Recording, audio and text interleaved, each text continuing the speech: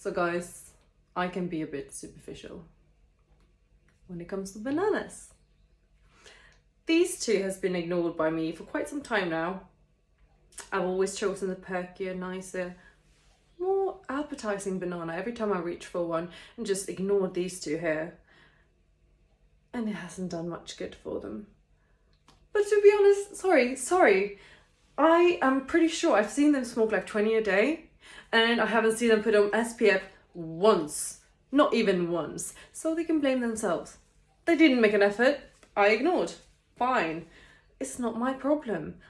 But today, I'm gonna make these two glamorous stars that will get all the boys or girls you can choose to come running after them.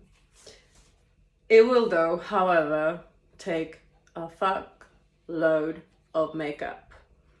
Makeup in this particular instance meaning flour, sugar, butter, a bit more sugar, and probably a little bit more butter too.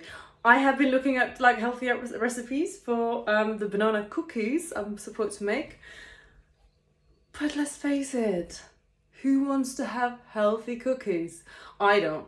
I'd rather have one gorgeous, amazing cookie than like 5 shit ones.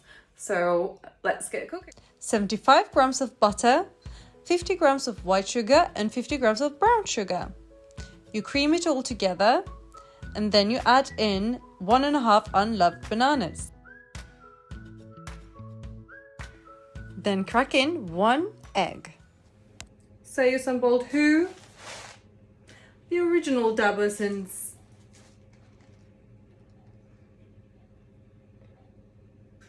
I don't know since when, but I've seen this package forever, so pretty sure this is the original. 50 grams oats and 100 grams white flour, a teaspoon of baking soda, and then the secret ingredient. Yeah, you drink it.